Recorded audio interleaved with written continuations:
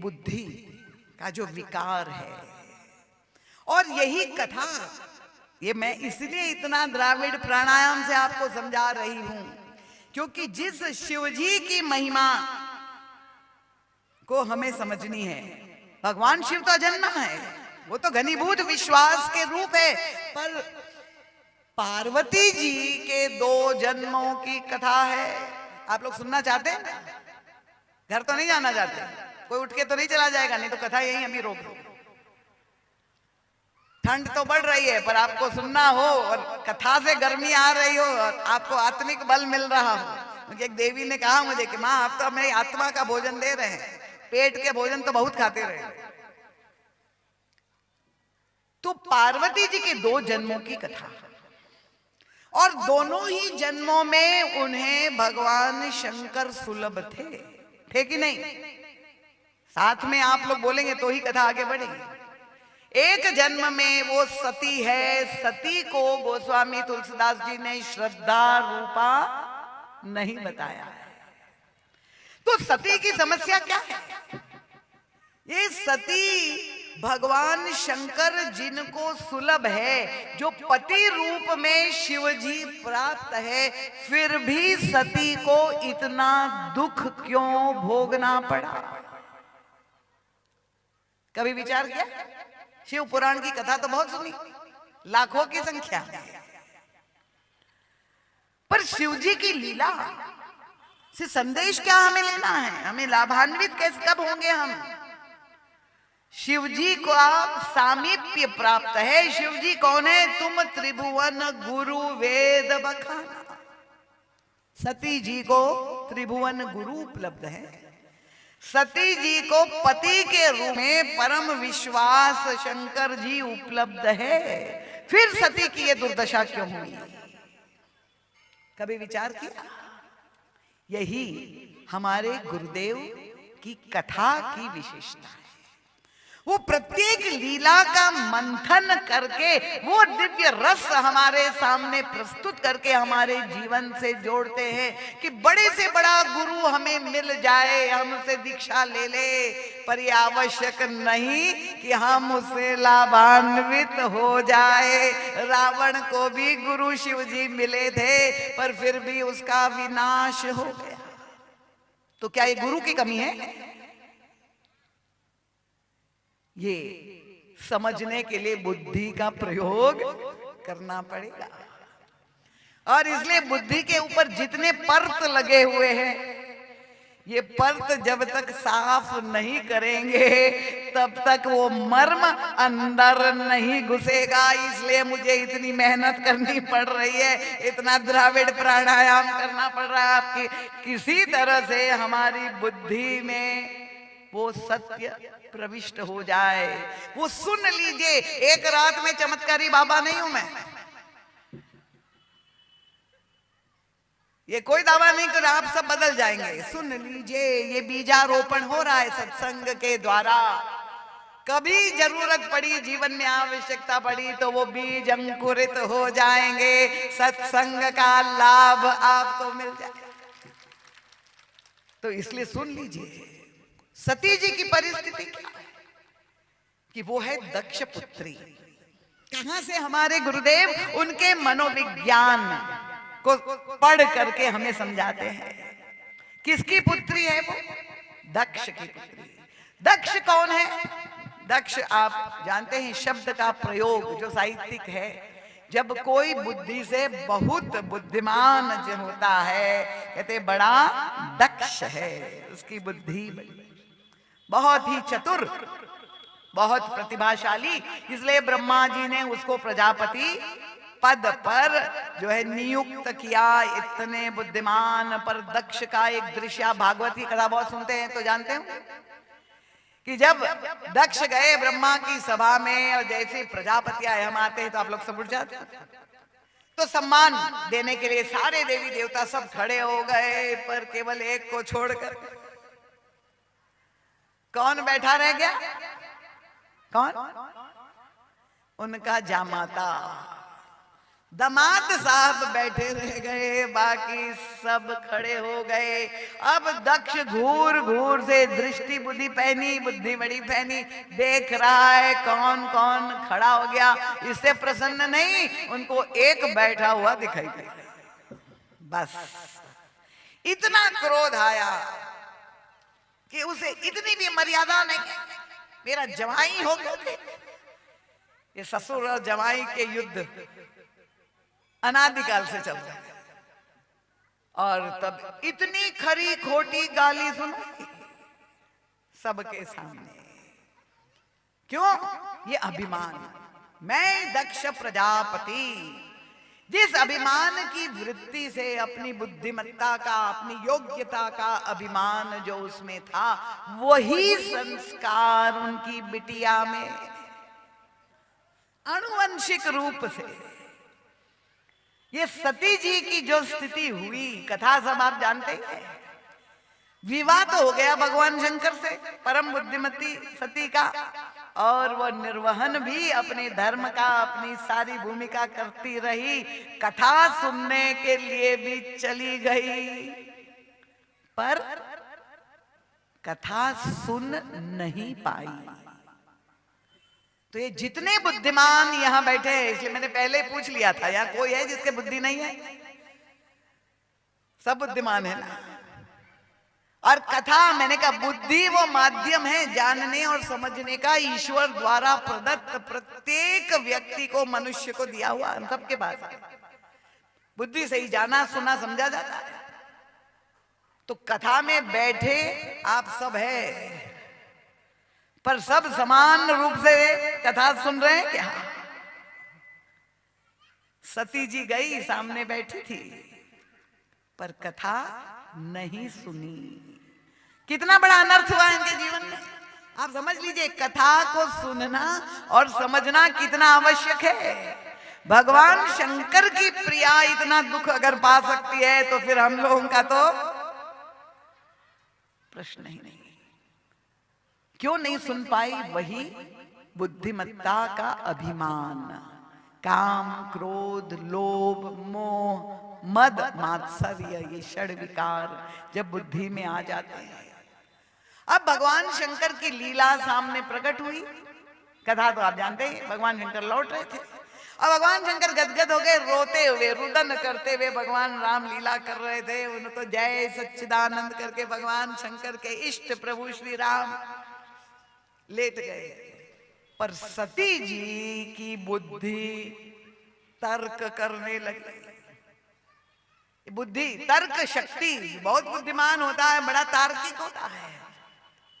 तो तर्क शक्ति का प्रयोग करने लगी कि ये मेरे पति इस राजकुमार को प्रणाम करे। भाई जय सच्चिदानंद, क्या ये ईश्वर हो सकता है? परम बुद्धिमती सती, पर परम सत्य श्री राम सामने है, पर पहचान नहीं पाई। बुद्धि यहां पर लघु सिद्ध हो गई, नहीं पहचान पाई। क्यों? हंसते हुए राम को पहचानना सरल है, पर रोते हुए भगवान को पहचान तो प्रभु की लीला थी। इसलिए काकभूषुंडी जी ने उत्तरकांड में कह दिया कि निर्गुण रूप सुलभ अति, सगुण न जाने कोई। नेति नेति ब्रह्म, जो निर्गुण है, निराकार है, अनी है, अरूप है, अनाम है, उसको तो समझना बहुत सरल है। पर जो सगुण साकार है, जो शरीरधारी है, वो लीला जब करता है तो उसको समझना बहुत कठिन है। ना तुलसीदास जी पहचान पाए, ना बलि पहचान पाया, ना रावण पहचान पाया। एक क्षण के लिए उसके मन में भी ये प्रकाश हुआ था, खरदूषण मौसम बलवंता तिनहि को मारे बिनु भगवंता। उसके मन में ये संदेह हुआ था। रावण बड़ा विद्वान, पर उसको लगा कि अगर ये ईश्वर है तो मैं उसकी परीक्षा कर लूं। और वो अपनी बुद्धि से ईश्वर की थाह नापने, ईश्वर की परीक्षा करने चला गया। सोने का मृग लेकर के मापदंड बना दिया, अगर ये दौड़ेगा उसके पीछे राजकुमार तो मैं समझूंगा कि ये ईश्वर विश्वर नहीं है। परीक्षा करने, यही स्थिति सती की। सती जी के सामने जब लीला प्रकट हुई, भगवान शंकर ने प्रणाम किया, पर सती जी के मन में संशय, भ्रम। भगवान शंकर समझ रहे, अंतर्यामी उनके साथ है, उनको कह रहे सती समझो, तुम मन में संदेह मत पालो, ये साक्षात भगवान है, पूर्ण ब्रह्म है, लीला कर रहे, प्रणाम करो। पर नहीं, जब विश्वास पर ही विश्वास नहीं रह गया, पति के रूप में बाजू में खड़े बार बार अपनी पत्नी को समझा रहे हैं। वो मुझे याद आ गया जमशेदपुर में मेरी कथा की घटना। यही शिव पार्वती प्रसंग चल रहा था और मैंने ये कथा में सुनाया। जब वहां से हमारे शिष्य कथा सुन के लौट रहे थे, पति पत्नी दोनों आए थे गाड़ी में, लौटते समय पतिदेव ने कहा आज अपनी पत्नी से, तुमने कथा ध्यान से सुनी, मुझे तो उत्तर मिल गया, मैं भी तुम्हें बार बार समझाता हूं पर तुम नहीं मानती हो, तो मुझे समझ में आया कि शंकर जी भी अपनी पत्नी को समझाते समझाते हार गए। और ये तालियां पत्नियां पीट रही कि पतिदेव पीट रहे? ये कौन कौन आनंद ले रहे हैं कि पत्नियां नहीं मानती है? पर उनकी पत्नी जो बड़ी चतुर थी, देखिए ये भी आपको समझा दूं, हालांकि प्रसंग से हटके है। पत्नी ने कहा ठीक है, कल तुमने सुना ना, आज तुमने सुना गुरुजी ने कहा कि पतिदेव समझा रहे शंकर जी, पत्नी नहीं, सती नहीं सुना, पर कल दीदी माँ ने जो कहा था वो तुम भूल गए। उनका क्या? उनका इतनी बार दीदी माँ ने कहा कि मंदोदरी कितनी बार रावण को समझा दी पर रावण माना ही नहीं। तो आप लोगों ने तो आनंद लिया। अब वो पति पत्नी ने दूसरे दिन आके मुझे ये बताया, दीदी माँ देखो इन्होंने ये कथा का उपयोग किया, आप रोज कहती है कथा को जीवन में उतारो, तो पतिदेव ने ये कहा कि तुम जो है सती ने नहीं माना, मुझे सती बनाया। मैंने उनके पतिदेव को कहा देखो पत्नी को सती आप बनाएंगे तो वो तुम्हें रावण बनाए बिना नहीं छोड़ेगी। रावण बना दिया। तो भगवान शंकर घनीभूत विश्वास समझा रहे हैं पर वो नहीं मान रही। कैसे मानोगी? मैं परीक्षा करने जाऊंगी। सती जी भी परीक्षा करने जा रही है। देखिए बुद्धि, बहुत बुद्धिमान रावण जिसको आप विद्वान मानते, वो भी भगवान की परीक्षा करने गया। और सती जी भी दक्ष पुत्री परम बुद्धिमती अपनी बुद्धि से भगवान की परीक्षा करने चली गई। और भगवान शंकर से कहा आप भी चलो मेरे साथ। भगवान शंकर ने कहा देवी मुझे क्षमा कर दो, मुझ में सामर्थ्य नहीं कि मैं भगवान की परीक्षा करूं। तो आप क्या करोगे यहाँ अकेले? उनका देखो ये वट वृक्ष है, जब तक तुम परीक्षा करती रहोगी तब तक मैं वट वृक्ष के नीचे बैठकर भगवान का नाम स्मरण करूंगा। भगवान शंकर समझ गए, सती जी गई, कथा आप सब जानते हैं कैसे परीक्षा ले। वो समझ के धरी सीता के रूप। और जब सीता जी का कि ये राजकुमार खोज रहा है अपनी प्रिया को, पूछ रहा है लता वृक्षों से मेरी प्रिया को देखा है, तो सती जी ने सीता जी का रूप धारण कर दिया कि अब ये राजकुमार समझेगा कि मेरी पत्नी मिल गई और दौड़ पड़ेगा। परीक्षा, ईश्वर की परीक्षा। बुद्धि में ये साहस हो गया, अपनी बुद्धिमत्ता का अभिमान कहां तक जा सकता है, विडंबना ये। और तब भगवान श्री राम ने जब देखा, भगवान राम ने क्या किया? जोरी पानी प्रभु की न प्रणामू, पितु समेत लीने निज नामू। और पूछा कहु बहोरी कहां वृष के तू, विपिन अकेल फिरहि के ही हेतु। इतना मार्मिक प्रसंग, शब्द आप देख लीजिए, हमारे गुरुदेव के पास वह दृष्टि है। भगवान राम सती जी जो सीता जी के रूप में आए उनसे प्रणाम कर रहे हैं। क्यों प्रणाम कर रहे भगवान राम? ये भगवान राम का व्यंग था देवी, आपके पतिदेव ने जब मुझे प्रणाम किया तो आपको परेशानी हो गई कि शंकर जगत वंद्य है, सब जिनको प्रणाम करते ये राजकुमार को कैसे प्रणाम कर रहे हैं? आपकी यही समस्या है। तो लो, उन्होंने मुझे प्रणाम किया, मैं आपको प्रणाम कर रहा हूं देवी। भगवान राम का उत्तर था सती जी को, जोरी पानी प्रभु की न प्रणाम। और फिर गहरा प्रश्न किया बुद्धिमती सती को, कहौ बहोरी कहां वृषकेतु, तुम कहां पर? उनका विपिन अकेल, ये जंगल है देवी, ये इंदौर शहर नहीं जहां मार्ग बने हुए, पट्टिका लगी हुई है। जंगल में कोई रास्ता नहीं होता है, भटकाव की पूरी समस्या संभावना। विपिन अकेली ऐसा, और ये दंडक वन है, ये दंडक वन अभिशापित है, महान अपवित्र संशय का वन है। उसने कहा दंड, ये आप इस वन में विपिन अकेली फिर कहीं कहीं हेतु, ऐसे संशय के वन में विश्वास का साथ छोड़कर आप कहां भटक गए? उस समय तो अगर भगवान शंकर साथ में होते तभी भी रक्षा हो। और तब ये तो इतने अनंत अर्थ है, मैं आपसे क्या कहूं, कितनी बढ़ाऊं, कथा का रस तो ऐसा अद्भुत है। और फिर भगवान शंकर को लगा, करुणा हृदय में कि अपना प्रभाव सती जी के सामने प्रकट कर दे। देखिए, ये बाद में महाराज जी की तो हृदय में वो सारे अंतर संवाद, अंतर रहस्य प्रकट होते हैं, क्योंकि भगवान राम शिव जी को अपना इष्ट मानते हैं और शिव जी भगवान राम को अपना इष्ट। तो भगवान श्री राम और भगवान शिव का जब मिलन हुआ तो भगवान राम ने कहा कि महाराज, आप तो त्रिभुवन गुरु है, विश्वास के प्रतीक है, जितने भी भक्त है, क्योंकि बिनु विश्वास भगति नहीं, ते ही बिनु द्रवई न राम, और राम कृपा बिनु सपने जीव न लय विश्राम।